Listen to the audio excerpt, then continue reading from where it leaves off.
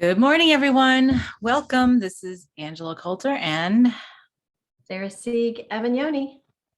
bringing you this week's Ascended World. We're back after a couple weeks. Good morning, Yasmin. Yeah, fresh back from Washington from our retreat on the San Juans on Orcas Island, which was fabulous as it always is. Right. Many things that we can talk about, but it all stems out of being triggered, right? And it is a pretty common topic in spiritual energy work, right? But it's all a matter of how we look at it, because I feel like it's funny. The thing where I find that many of us get hung up, including myself sometimes, is the ego wants to stick when you get triggered. And a trigger means anytime you're angry, upset, fearful. It's an emotional glut. Yes. Whatever. Right. Right.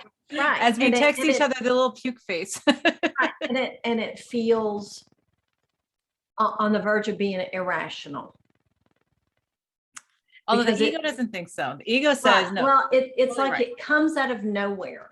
It's unexpected, and it's like it's a WTF moment. Yeah, right.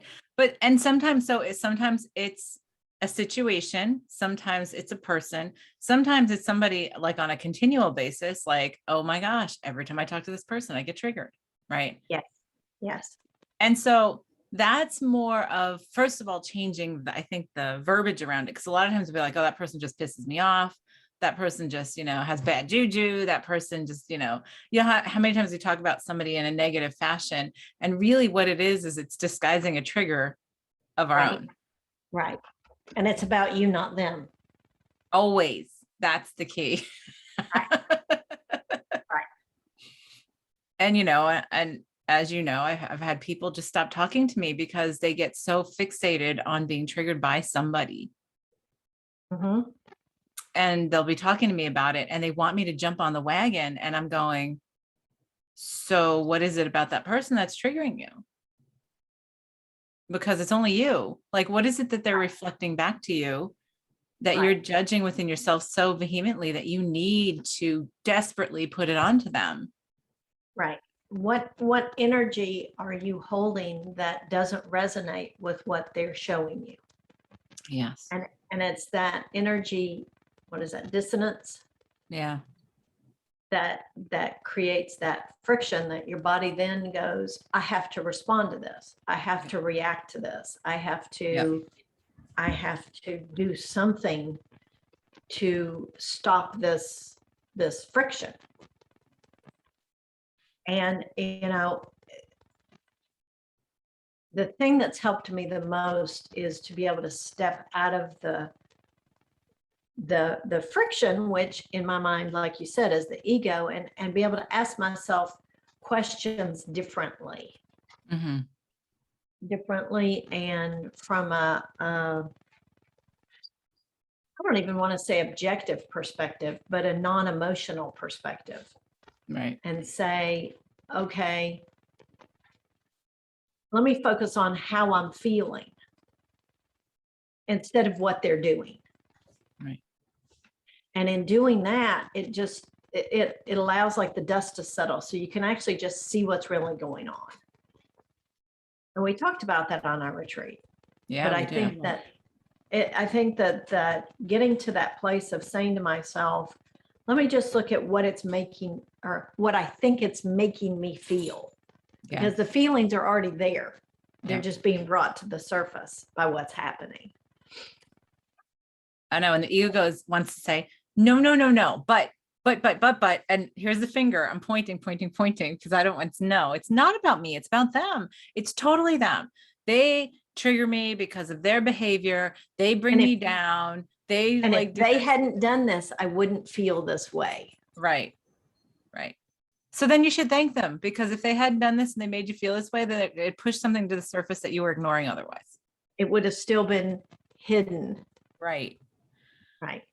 Which the ego doesn't want to hear either. right? And especially when we get really triggered, right? Like TNT fireworks kind of triggering. Right, right. And it's like your rationality just goes out the window and you feel like you're running through the streets naked, blind, Right.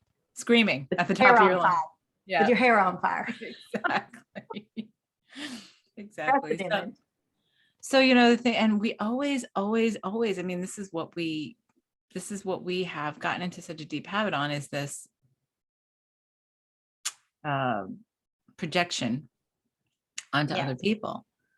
Right. And we love saying it about our family, about our spouses, our kids, our parents, our friends. And so the first step is, first of all, like I said, first changing our verbiage from saying, well, that person just pisses me off or irritates me or blah, blah, blah, to this. The first step is that person triggers me, right. or this situation triggers me. Right. And when you start putting that in there, you're taking responsibility for, I'm being triggered, right? When you're saying, oh, Right. that person pisses me off, or they annoy me, or or you don't even say that. Oh, they're just so irritating. Or they're so negative. They're so, Right. blah, blah, blah. And it's like, you can say that. Yes, you can say that objectively, but most of the time it's said with an inflection of, oh, that's not me. Right. Right. Right. I don't know what their problem is, but it's not me. Right.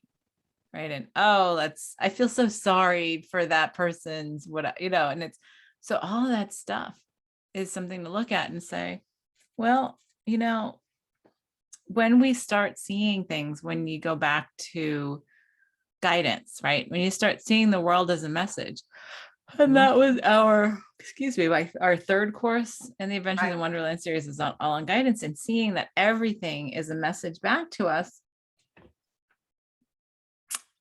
It's a big transition to get to a place of saying, what is this situation or this person showing me that I'm not otherwise looking at? And Yes. it's causing this egoic emotional reaction to happen. Yes.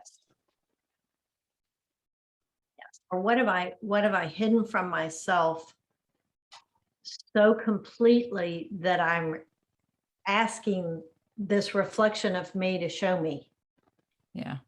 so that I can see it. Yeah. And when you do that, the ego sort of gets deflated because it goes, oh, wait, you just turn the mirror around. That's not fun. Right. Right. And that it sounds easy, but it's really challenging in the moment because we're so used to letting ourselves get sparked and triggered in a certain situation. Right. Now, as we've talked about, like all through October in our, as we launched the shadow program, right? Right.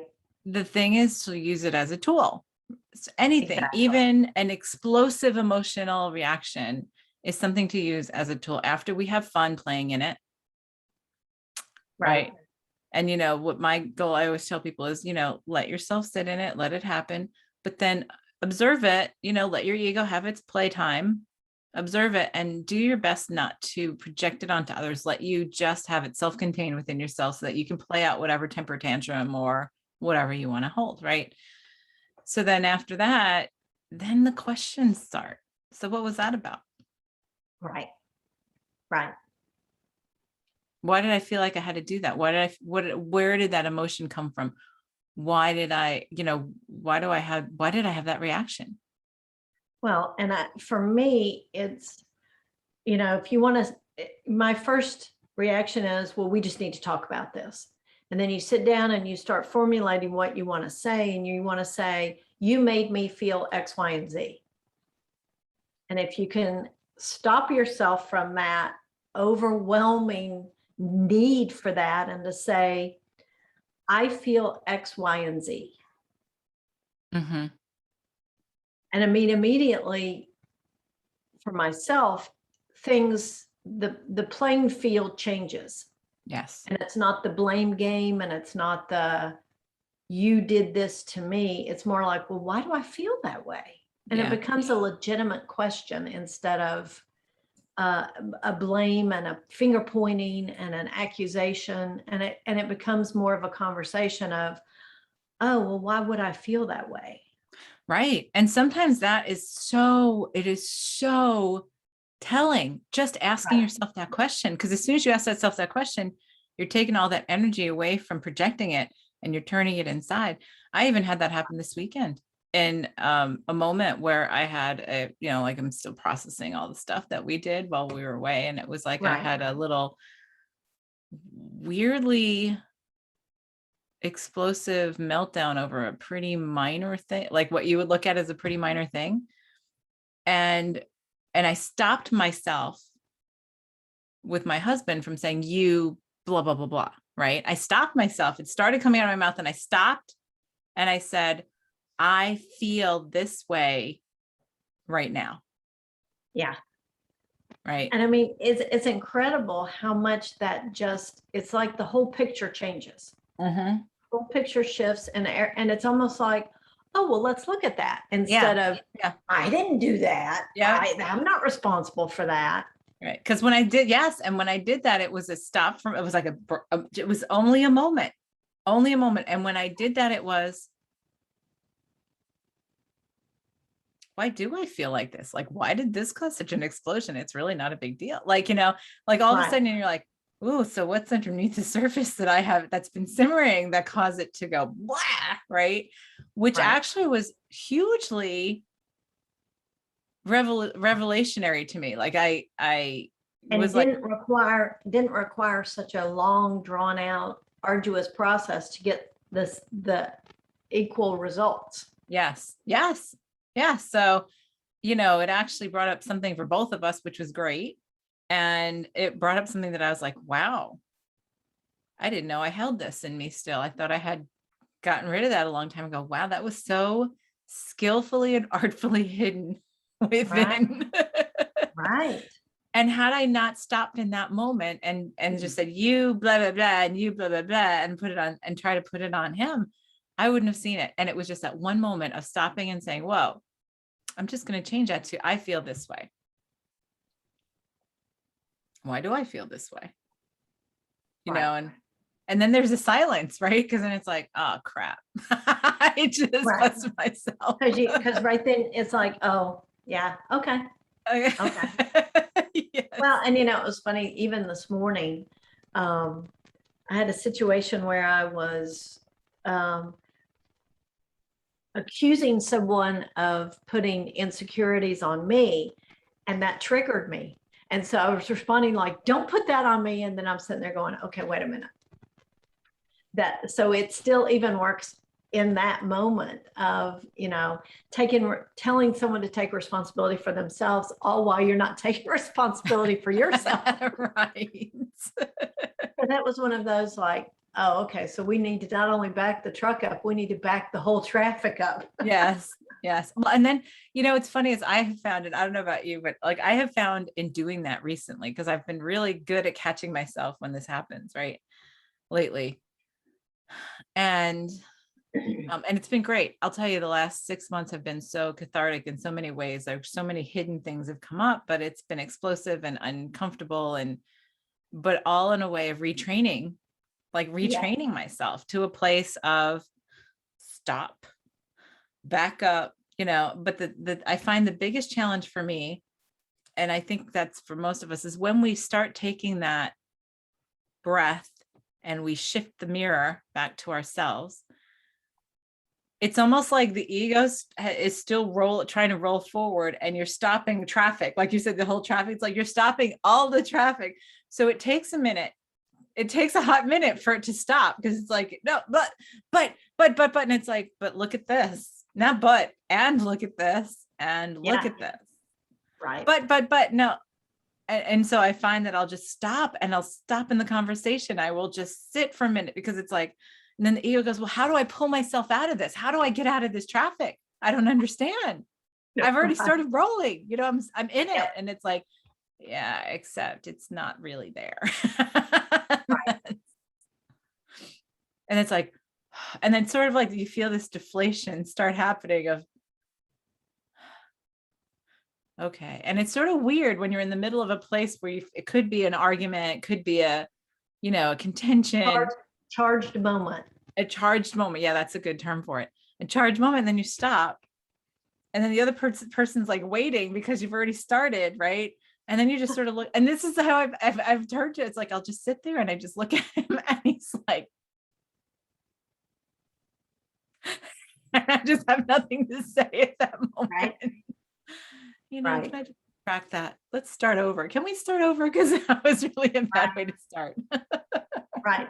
Or I found that I tend to just get quiet while I'm trying to figure it out. And then that's perceived as, oh, so you don't even want to talk to me now. Oh, yeah, shutting down. All right. Yeah. Are you shutting Right. down? You're shutting down now. That's what I get. Right. And it's like, well, actually, no. No, I'm changing direction of the whole traffic jam. So give me a moment. Right. Exactly. Yeah. Yeah. And that's the comfortable part. Yeah. But that one thing of that one change in my pattern of why would I feel this way? Asking myself that question just has changed everything about the way I approach triggers, or actually really anything. Yeah, me too. And I think that learning that or retraining myself to do that automatically is so valuable. And so, I mean, it just changes everything. It really does. It makes the conversation more productive. It does. It does. And it seems, in my experience, it has cleared things up so much more quickly. Yes. So Vanessa says, oh my goodness, yes, I've been doing that the past few days, stopping myself and just going into observation. I love this discussion. Hadn't thought about why I'm feeling this way in the moment. And I just got cut off on that. Says I'm feeling about asking why I'm feeling this way in the moment. That's very helpful. That's helpful. Yeah, it really does. It almost says to the ego, sit down for a minute. Yep. Take a breather. Right. Sit down for a minute and when you ask yourself, especially when you're in that heightened state of sensitivity, and you ask yourself, why am I feeling this way? The answer typically is right there, like, I got this. I got this. Yes. Yes. And then, you know what? That's when you become thankful for having the situation, because it's what pushes it to the surface, right? So you're sparking it, right? But then you're stopping the spark in a way of saying, I'm just wanting to see what's underneath the spark, right? Because this is the moment. This is the moment. Right. The beautiful moment where it's come to light that I can see it clearly and easily. And that's what happened for me this weekend, where I was just like, wow, do I really hold this in me? Have I still been holding this in me? Wow. I know. Wow. And as much as I said, I don't, I have been. Right. And I know that when you look at it and you stop it, like you said, at that spark moment, it gets to a place of where all the energy that went into that spark can now go somewhere else and be used for other joyful, pleasant, fulfilling moments, instead of holding the energy of this, just waiting for the next spark. Right. Which has to be bigger if we suppress it more. Right. And feeding it to the point where it then becomes like more of an explosion. Yes. Instead of just a spark. Yes. Yeah. Oh, yeah. And so, yeah. And that's the biggest, I feel like if we utilize those moments. And so, a lot of the stuff we talk about are everyday things that we just overlook because they're habits, right? Especially so when we're committed to, our path in consciousness, it's seeing how everything we do is a part of that consciousness, right? So, and that includes our arguments, that includes our triggers, that includes when we want to bad talk somebody, or, be irritable with somebody, or put blame on somebody for anything that we have emotion about. Yes. And if you really if you really dig all the way to the bottom of this, it is all about us, because there Yes. is no one but us. Right. There's no one but me. And it's all a reflection back to me, right? Exactly. And this is a great way to practice that without having to feel like you have to expand to that full level Yeah. to be able to get to the bottom of something, by just saying, you know, why would I feel this way? Yeah. What in my past, or what in my now, or what in my fears is creating this for me? And or where am I doing that for myself? Yeah. Or where am I expecting someone else to fulfill me when I'm not doing that for myself? Right. Right. Vanessa says, what are your thoughts on narcissism and reflection? In what way? That's the question. Well, I just in general, I feel that narcissism is just a reflection back to me of where I need to be, not need to be, because that's egoic, where I could flow more into being self-fulfilled. Well, I think the way people look at narcissism, the term narcissism itself, has to do with an egoic. So there's a difference. And this goes back to, okay. So there's a difference between egoic self-centralism, right? Being egoically self-centered versus being self-central, right? Which is a different kind of energy, So yeah, if dealing with a narcissist on the other side of a relationship, do you still just lean into the reflection of it? Yeah, because there's something about that for you. Exactly. Everything.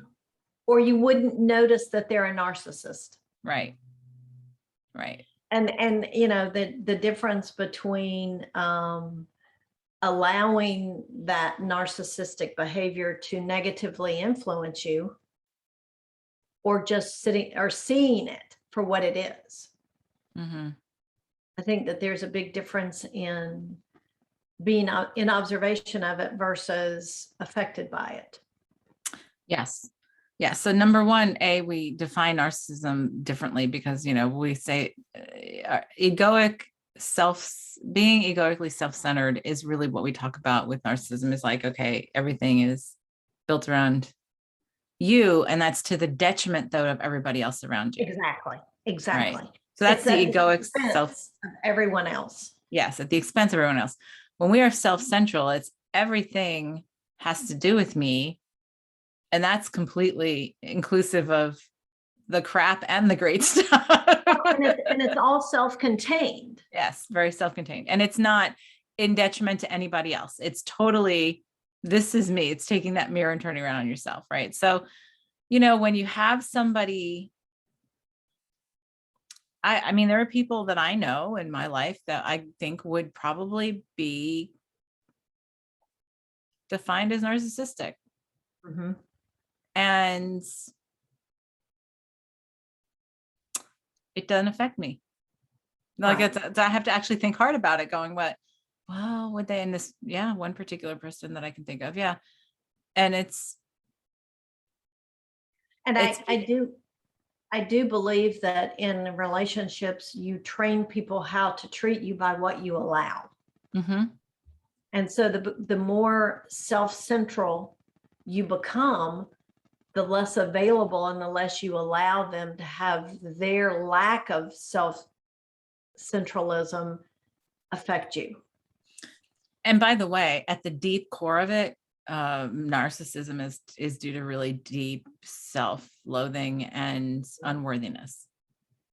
Right. Because it's this compulsion to have to prove yourself better than everybody else by putting them down, by making them feel less than or whatever. So it really just comes from like a deep sense of that, the deep sense of unworthiness. So it's funny. And because that's what I'm thinking of is, so the one individual that I'm thinking of that I would probably be defined that way, that's how I see them, is, you know what? They just have that much of a deep sense of unworthiness about themselves. And that's what they feel like they need to do. Right. So I just accept them for what they are. Honestly, I've just come to a place. That's what I was thinking about, going, yeah, because it doesn't really affect me anymore. And it doesn't even really trigger me anymore. I just see it. And I'm just like, okay, so and the funny part is, as I've seen it and accepted it within them, and I accept it because I see the whole picture of what causes it, I just don't let it affect me. And as I've Right. not let it affect, And that's once you've come to that place of being more self-central yeah, and having that worthiness and working through, you know, trusting your guidance, trust and allowing for yourself, and so many aspects. And it starts with that. Okay, why would I feel this way? mhm, When they do this, why would I feel that way? right, right, And right, working through that step by step by step by step. right, to a place of, and usually and when it's somebody in our closest, circles, our immediate family, and all that kind of stuff, it hits us. So here's the thing. Yeah. So she put, definitely, I can see that makes sense. Interesting. Yep. Me and that damn worthiness. Yeah. Yes. So at the end of, that's what I was going to say. At the end of the day, then it's like, okay, so then if I'm triggered by that, then where do I have unworthiness? If that's, like being pushed to the surface, Exactly. that Right. makes me, like, well, like, how dare they? And da, da, da, because then you get defensive. And whenever you get defensive, it's because you feel like there's something to defend versus, you can believe what you want. You can judge how you want. That's not how I am. Right. And coming Yes. to acceptance for yourself. Um, yeah. So, and that's so tricky because we're not used to doing that. We're used to that play, that dance, right? That Right. interaction. Right. And Well, and a lot of times relationships are based solely on that dance. And mhm, so once you stop participating, something in the relationship has to change. yes. Yes. And I have realized that this individual over the years, as I've accepted that for them, they um they have stopped acting the same way toward me, and they might exhibit those behaviors in front of me, but they are not necessarily geared to me anymore Right. Right. because because Because you're not available. I'm not available for it. It just flows through me, right? So that's why it takes me a minute to think about it. And well, I guess you would define, yeah, I guess you would define them as, you know what I'm saying? It's like, it's funny. And so what the problem that we have, the challenge that we have is the ego loves to define. And when it defines, sometimes defining something allows us to project onto it because Right. it justifies the definition, right? Oh, well, look, they're just being this, they're being narcissistic. That's how they are. Right. Right. Right. Instead of, well, why am I triggered by that? Like what, like why is it still bothering me? And do I still feed into it? Does it still feed me? Really is what you're going to ask yourself. And you don't want to take responsibility for that, but that's the question. Does that still feed me? Well, obviously it must be if I'm still triggered by it. Right. I'm still being affected by it negatively or in a limiting fashion. Right. And Yes. that's a very different way for us to interact with people. It really is. And a lot of it takes away the power of saying that this person is defined by that versus it's a behavior that they have. Just like we talk about I'm diabetic. So that defines me versus physiologically, I have these reactions to this, but which means that it's actually changeable Right. versus being defined by it. It's like, oh, well, they can't help it. Right. Right. Which is, I think, one of the biggest limitations that we still have collectively is we define ourselves and we don't realize by saying I am this, right? I am depressed. I am unlucky. I am whatever. Yeah. Diabetic. I am overweight. I am unhappy. I am depressed. Right. Yeah. And when we say things like that, we continually redefine ourselves that way versus saying, I am having situations where I feel this way. Right. Right. See, and feel how that softens, right? Instead of saying I'm depressed because I have situations where I feel this way, then that opens the doorway to say, so what is that feeding in me, right? By Right. creating those situations repeatedly. Because if it's a pattern where I'm trying to be defined as depressed, well, then instead of saying, it's because when I say I'm depressed, we're sort of victimizing ourselves to that, like I'm depressed. Right. Like I have no choice. Right. Well, and I meant to find this before we got on, and I just now found it. As usual, something that Kim Turner recently posted. Real growth is when you start checking and correcting yourself. Instead of blaming others, you take your power back by being responsible for your life.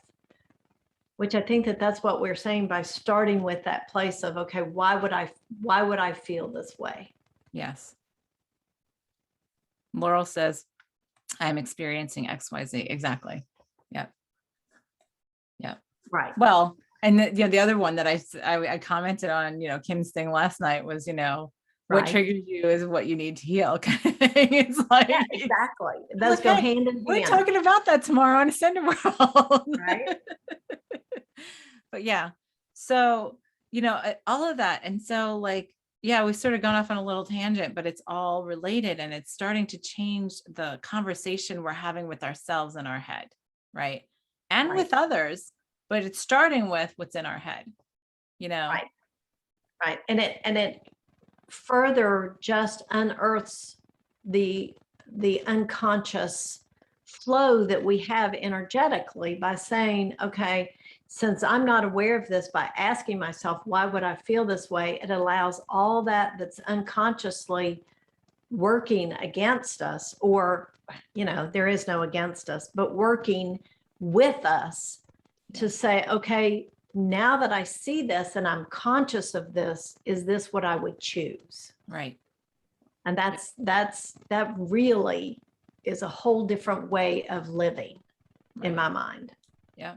Right. Because then when we start looking at it, like I said, I just find it such a gift when we can start catching ourselves in those moments. Right. Yes. And I get so many questions. We get so many questions from people saying, well, how do I change this? Right. Or this person, like, We must start. yes. Or over the course of the retreat last week, there was a lot of questions about, well, this person in my life is doing this, what is that showing me? And then my question is, well, how does it affect you? Right. What do you feel about that? Oh, well, nothing. Like, and so if the answer is, well, nothing really, but obviously it's reflecting something back to me. And I'm like, well, maybe it's just showing you that you really have nothing to do with that. Right. And I said, and if you're not emotionally charged, but if it is affecting you and you're pretending it's not affecting you, that's the thing to ask yourself. Right. Right. Right. And I think the more you practice this and ask yourself this, the easier the answers come. Yeah. And the easier it is to be able to just stop and go, oh, okay, I see that already. I see that already. Yeah. Yeah. And so like, and that's why the trigger is really such a gift, because Right. Because the gratitude just follows right on the heels of, I see that now. Wow. Yeah, I would have never seen that otherwise if it hadn't come up that way. Right. And it typically, I know for myself, this, what happened with me and this whole set of circumstances, the realization that I was holding a level of insecurity that I was totally blind to. Oh yeah, me too. That was me too with my set of situation, of course, And right? to come to that place of acknowledgement of that insecurity, and then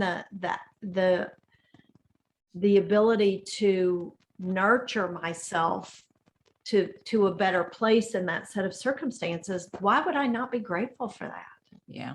Well, because now you've cleared something else off the slate that, holds you back in some really subliminal way. Well, and what if that had, grown and festered into something into the physical? Right. So I'm so grateful and so thankful that I now am conscious of this and can take steps towards the self-love and nourishment right there. Yeah. I Yep. mean, that's what I'm talking about. And, shameless self-promotion. This is where we start our self-love program in November will be launched on Friday. Yeah. This Friday the 5th, which is what all of this that we've been talking about over the past 7 months now, right? 6 months. It just ties it all together, all of it. It really does. It's one feeds the next, and comes to this beautiful culmination. And Yes. it's really incredible to Yeah. experience, Yeah. to step through this. Yeah. And it makes it, it's like, because I was thinking about that this morning before we got on, and I was like, it's interesting to think about what we've gone through over just creating these sort of courses, right? You and I in our private lives separately and together and everything else. It's just been so I just can't even There aren't words. transformative is an understatement, right? So Right.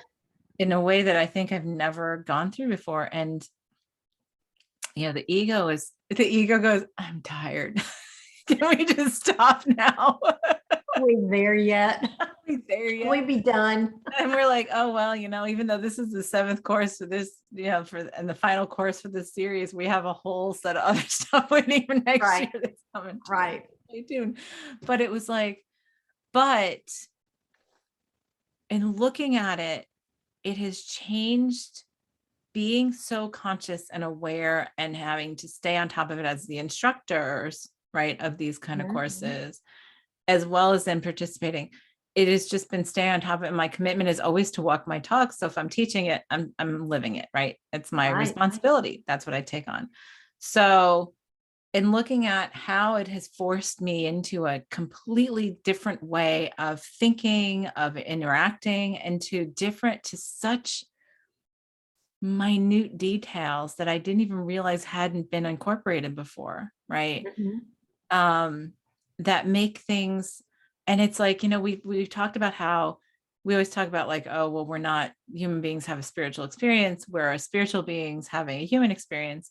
Right. And when we truly remember that every single thing we do, say, and think is tied back to our consciousness, is tied back to, spirit, to being being spirit, and having this experience in the embodiments that we've created that we pretend to be separate in, and starting to see how everything just is so connected in such a beautiful symphonic fashion, right? And it starts to bring about this completely different level of appreciation. Right. But it, because then it's like, before it was like, okay, blah, blah, blah, 90% of this is spiritual. And then, oh, there's the day-to-day stuff, the mundane stuff, and the stuff I get irritated about or whatever. Like, that's what we think. That's what we do all the time. I'm 40%, 50%, 60%, you give the number, right? Right. At some point you realize all of it is my consciousness, all of it. Right. Even brushing my teeth is my consciousness and my choice, and my pattern, and every interaction we have is in some way an expression of ourselves embodied and interacting as that symphony, even if we're trying to hide it from ourselves as part of this play in separation, right? Mm-hmm. So that's when we're taking the triggers and embracing them is a completely different way than thinking on what we're doing, before. And that's the thing. That's what I always encourage people is like, get one more step past the trigger. Like, yes, you see the trigger, but go past the trigger and go, so what's that? What is that pushing to the surface for me to look at that I haven't looked at before? Right. Right. I mean, you could think of it as like the trigger is finally recognizing the thorn in your hand. And by just seeing it, you're pushing it further in versus, okay, let's get it out. Yeah. let's get it out. Let's look at it. Let's finish this versus postpone. Yeah, let's complete this. Right. Tie up all our loose ends, because that's supposedly what we're doing, right? Like creating the loose ends, and now we're tying them up. Well, and being available to, all the energies that are the new energies, or the unremembered energies that are returning. Yes. I mean, we can't embrace change staying the same. Yeah, that just, it doesn't exist on the same playing field, I guess, right? It doesn't, because it is and it isn't. But it's recognizing our self-denial. Yes. Yes. And for us to fully embrace our divinity, right? Our wholeness,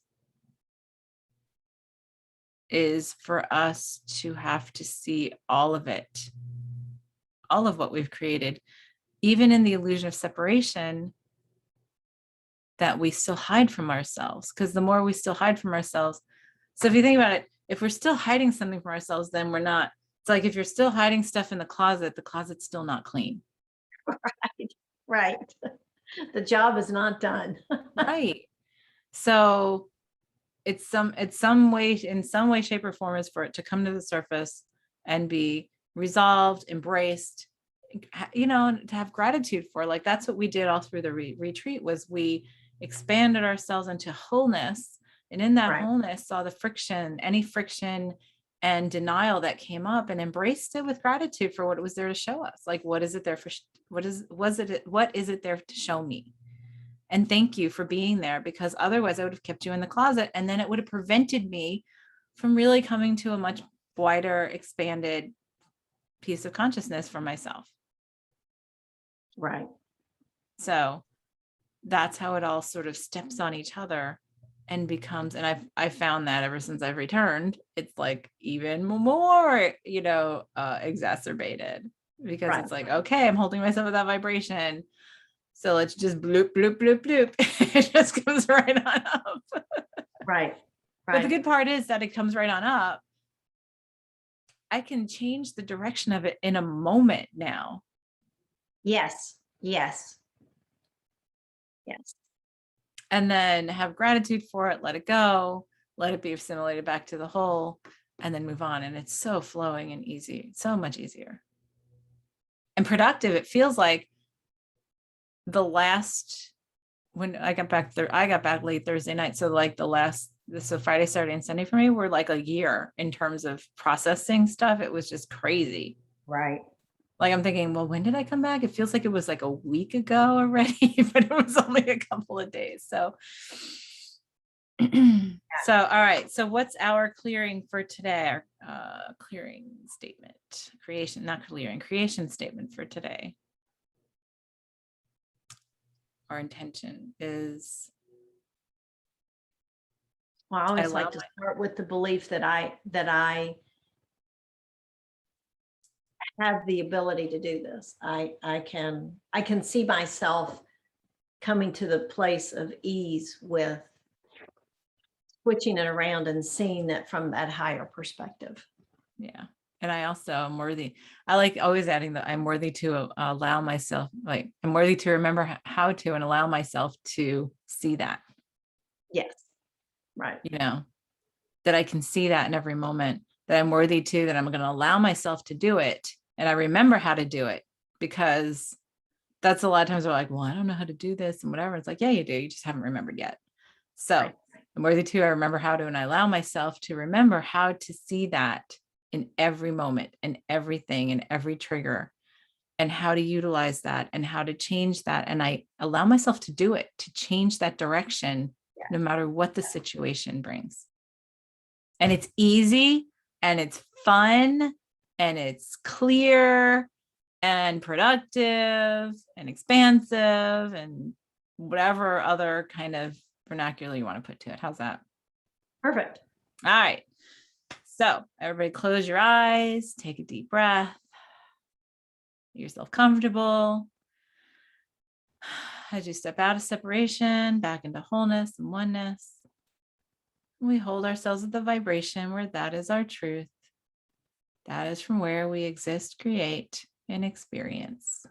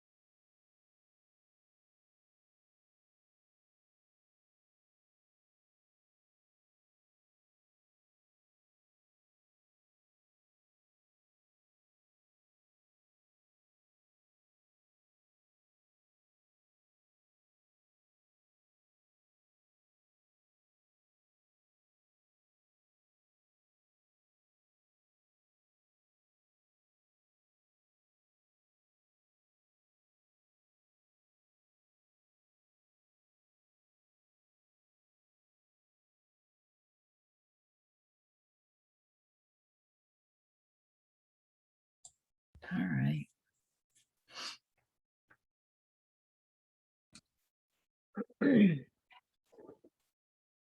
That was interesting.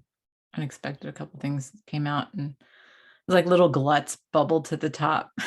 And it was like, oh, look at that. And then I didn't even have to look at that. Like what was inside of it, just sort of let it dissipate. And then like I saw like Right. little shadows of what that was. And it just sort of went shh, and then shh. And I was like, okay. And then I was like, oh, if we can make that easy for ourselves individually, look at how much we could do with that collectively. Right.